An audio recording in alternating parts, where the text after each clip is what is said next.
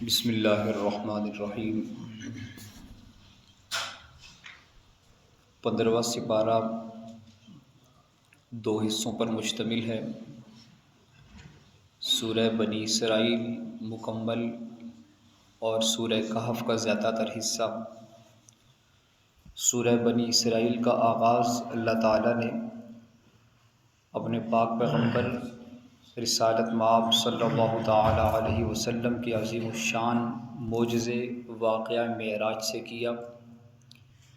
معراج رحمت عالم صلی اللہ علیہ وسلم کو جسمانی طور پر عطا فرمائی اور جاگنے کی حالت میں ہمارے آقا محمد الرسول اللہ صلی اللہ علیہ وسلم کو رات کے وقت مسجد حرام سے مسجد اقصی اور پھر مسجد اقصی سے آسمانوں پر اللہ تعالیٰ کے حکم سے لے جایا گیا، اور اللہ تعالیٰ نے اپنے پاک پیغمبر کو یہ عزت اور شان عطا فرمائی۔ اور یہ وہ معجزہ ہے کہ جس معجزے کو اللہ تعالیٰ نے امام الانبیاء صلی اللہ تعالیٰ علیہ وسلم کی کسی حدیث مبارکہ کا حصہ نہیں بلکہ قرآن مقدس کا حصہ بنایا ہے۔ اس کے بعد بنی اسرائیل کا فتنہ و فساد بیان فرمایا کہ بنی اسرائیل کو پہلے سے بتا دیا گیا تھا کہ تم لوگ 2 مرتبہ زمین میں فساد پھیلاؤ گے۔ انہوں نے ایک مرتبہ حضرت شعیب علیہ السلام کو ایذا پہنچائی تو ہم نے بخت نصر کو ان پر مسلط کیا، ایک ظالم بادشاہ کو۔ دوسری مرتبہ جب انہوں نے ہمارے حضرت زکریا اور حضرت یحییٰ علیہ السلام کو شہید کیا تو بابل کا بادشاہ ان پر مسلط کیا۔ یوں ہم نے ان پر ظالم اور فاسق اور فاجر حکمران مسلط کر کے اس قوم کو سزا دی ہے۔ پھر اس کے بعد اللہ تعالیٰ نے اپنی الوہیت کو بیان فرمایا۔ اسلامی آداب اور اخلاق کا تقاضا یہ ہے کہ اللہ تعالیٰ کے سوا کسی کی عبادت نہ کرو، اللہ کے سوا کسی کو سجدہ نہیں، اللہ تعالیٰ کے سوا کسی سے حاجات اور امیدیں وابستہ کرنا شرک ہے، اللہ تعالیٰ کے سوا کسی کو حاجت روا ماننا، کسی سے اپنی مشکلات کا حل مانگنا، یہ تمام عبادات اللہ تعالیٰ کی ذات سے وابستہ کرنے کا حکم دیا، اور اس کے ساتھ کائنات کے مقدس ترین رشتے یعنی والدین کے ساتھ حسن سلوک کرنے اور بھلائی کرنے کا حکم دیا، رشتہ داروں، مساکین اور مسافروں کو ان کا حق دینے کا حکم دیا، اور ایک اہم حکم اس سورہ مبارکہ میں ارشاد فرمایا کہ اپنے مال و دولت کو فضول خرچی میں نہ اڑاؤ۔ ان المبذرین کانوا اخوان الشیاطین، فضول خرچ تو شیطان کا بھائی ہے۔ اور بخل بھی نہ کرو، ہاتھ اتنا کشادہ بھی نہ رکھو کہ کل کو پچھتانا پڑے، اور اپنی اولاد کو مفلسی کے ڈر سے، فقر کے ڈر سے قتل نہ کرو، کسی جاندار کو ناحق قتل نہ کرو، یتیم کے مال میں ناجائز تصرف نہ کرو، اگر وعدہ کرو تو اسے پورا کرو، ناپ تول پورا کیا کرو، جس چیز کے بارے میں تحقیق نہ ہو اس کے پیچھے نہ پڑو، زمین پر اکڑ کر نہ چلو، اللہ تعالیٰ کے ساتھ کسی کو شریک نہ ٹھہراؤ۔ اس کے بعد قرآن مقدس کی عظمت کو، قرآن مقدس کے نزول کے مقاصد کو، اور قرآن مقدس کا رحمت عالم صلی اللہ تعالیٰ علیہ وسلم کا عظیم الشان معجزہ ہونا بیان فرمایا۔ اللہ کی طرف سے انسان کو عزت اور تکریم دیے جانے کا اللہ تعالیٰ نے اس سورہ مبارکہ میں اس کا تذکرہ فرمایا، اسے روح اور زندگی جیسی نعمت کا عطا ہونا، نبی کریم صلی اللہ تعالیٰ علیہ وسلم کو نماز تہجد کا حکم، حضرت موسیٰ علیہ السلام اور فرعون کا واقعہ بیان فرمایا، اور قرآن مقدس کے تھوڑا نازل ہونے کی حکمت ارشاد فرمائی۔ اللہ تعالیٰ کا شریک اور اللہ تعالیٰ ہر طرح کی اولاد سے پاک اور اللہ تعالیٰ کے اسماء حسنہ کے ساتھ متصف اللہ کی ذات ہے۔ اس طرح اس سورہ مبارکہ کو مکمل کیا، اور پھر اس کے بعد سورہ کہف کا آغاز ہے۔ سورہ کہف، اس کے آغاز میں اللہ تعالیٰ نے 2 واقعے اور 2 مثالیں ارشاد فرمائی۔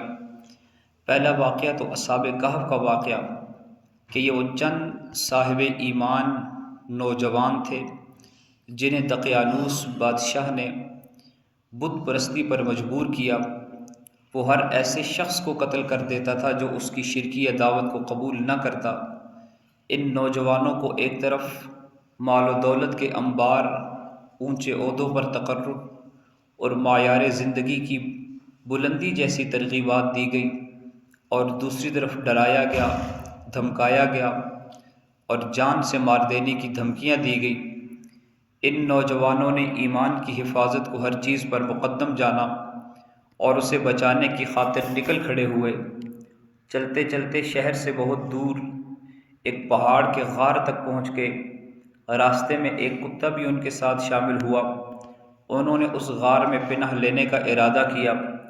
وہ جب غار میں داخل ہوئے تو اللہ تعالیٰ کے حکم سے ایک گہری نیند سو گئے، اور 1 2 3 سال نہیں بلکہ 309 سال تک اللہ تعالیٰ نے انہیں غار میں سلائے رکھا۔ غار کے اندر چند لمحے، آدھا دن یا 1 دن یا 1 رات گزری، اور جب کہ غار سے باہر 309 سال یعنی 3 صدیاں اللہ تعالیٰ نے گزار دی۔ جب نیند سے بیدار ہوئے تو کھانے کی فکر لاحق ہوئی۔ ایک دوسرے سے پوچھنے لگے، ہم کتنی دیر سوئے ہیں؟ کسی نے کہا آدھا دن، کسی نے کہا پورا دن۔ اور جب ایک کھانا لینے کے لیے شہر سے، غار سے باہر نکلا اور شہر کی طرف کھانا خریدنے کے لیے گیا تو وہاں حکم الہی سے اسے پہچان لیا گیا۔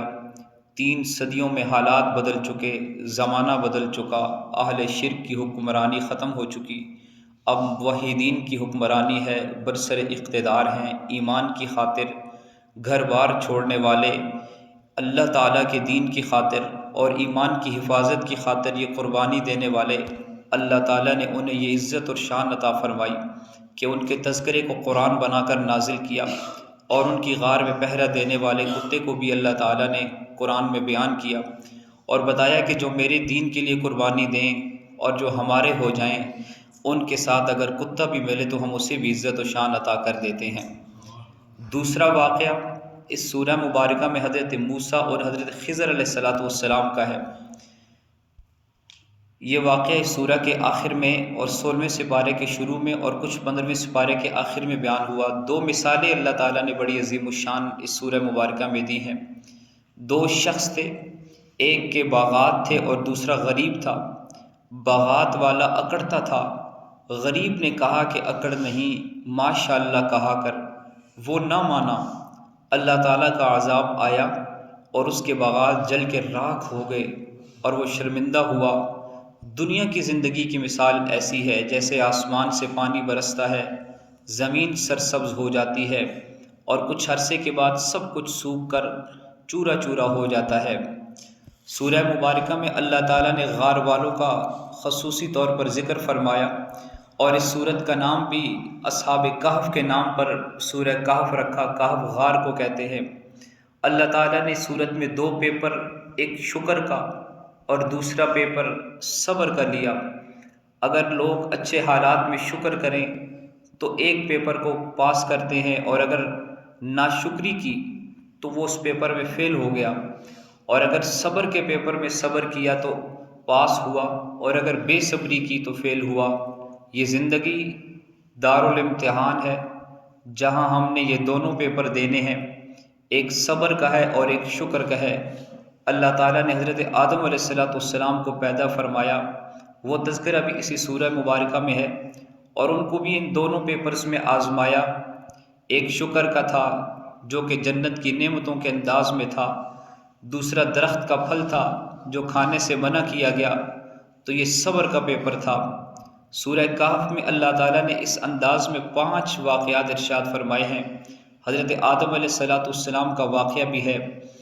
آدم علیہ السلام کے واقعے سے پہلے 2 واقعات عام الناس کے، عام لوگوں کے ہیں، جن میں سے ایک اصحاب کہف جو بالکل عام نوجوان تھے، انہوں نے صبر کا امتحان دیا اور اس میں پاس ہو کر اللہ تعالیٰ کے مقبول بندوں میں شامل ہوئے۔ دوسرا واقعہ 2 باغات والے شخص کا، یہ بھی عام لوگ تھے جن کو مال و دولت عطا کی گئی، ان کا پیپر شکر کا تھا کہ تم نے نعمتوں پر شکر کرنا ہے۔ یہ ان دونوں پیپرز میں ناکام ہوئے، تو فیل ہو گئے۔ اللہ تعالیٰ نے ان کی ناکامی کو بیان کیا۔ اصحاب کہف کے صبر پر اللہ تعالیٰ نے انعامات کو بیان کیا۔ اللہ تعالیٰ نے اس سورہ مبارکہ میں ہمیں درس یہ دیا ہے کہ اگر تم بھی کامیاب ہونا چاہتے ہو زندگی میں تو صبر اور شکر کو اپنا شعار بناؤ، ہم تمہیں بھی کامیاب کریں گے۔ ان لوگوں نے غار میں پناہ لی، اللہ تعالیٰ نے ان کے ایمان کی حفاظت فرمائی۔